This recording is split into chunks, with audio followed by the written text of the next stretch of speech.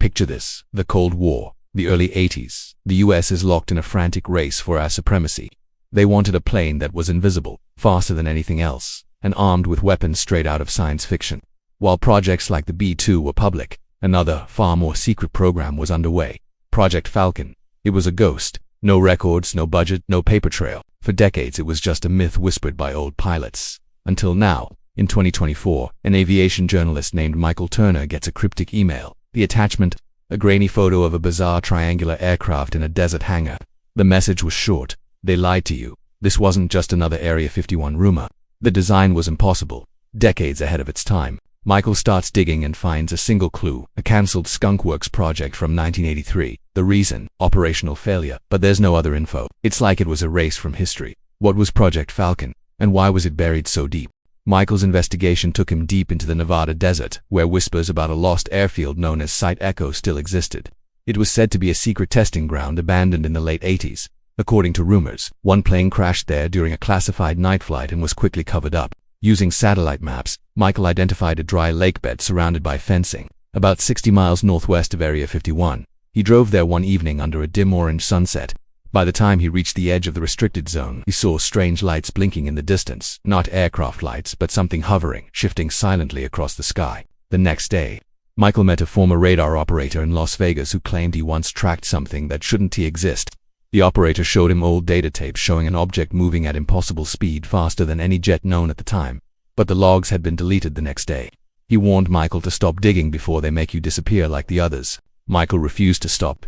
His online reports began to attract attention. Former defense workers started sending anonymous tips. One claimed that Project Falcon wasn't just an aircraft. It was a stealth reconnaissance drone powered by experimental plasma engines, decades ahead of its time. Another claimed it could bend radar signals, making it literally invisible. Then, something strange happened. A journalist friend in Washington, D.C. called Michael, saying someone inside the Department of Defense was shredding old records from 1981 to 1984, right when Project Falcon existed. Michael uploaded everything he had online: pictures, maps, recordings, but within hours, his files disappeared. His account was locked. His internet service was cut. Someone had erased his digital trail. One night, while driving back from Las Vegas, a black SUV followed him for nearly 50 miles.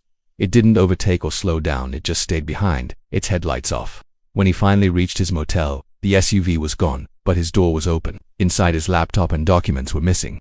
Still, one thing remained on the table: a photograph he'd never seen before. It showed the same black triangular aircraft, but this time there was a date on it: May 14, 1982, Groom Lake. That was all the confirmation he needed. The US had built something incredible, and they would do anything to keep it hidden. Michael knew he was running out of time.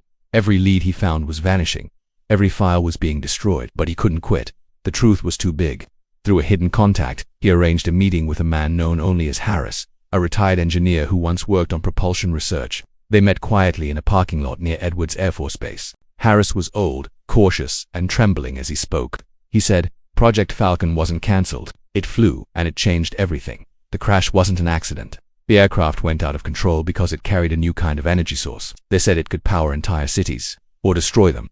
Before Michael could ask more, Harris handed him a flash drive. "If you publish this, you'll never be safe again," he said, then walked away. Inside the files were technical blueprints, test logs, and secret memos from 1982 describing an experimental engine powered by magnetic plasma.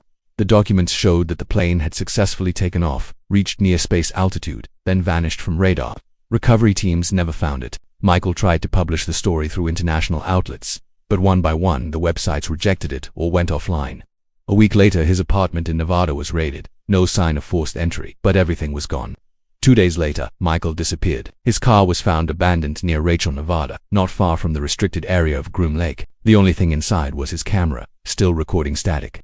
Months later, a classified report leaked online for a few minutes before being deleted. It showed a black, triangular craft flying over the Pacific, the same design from Michael's photo.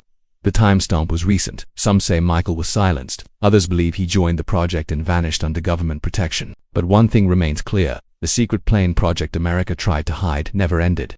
Somewhere, high above the clouds, it still flies.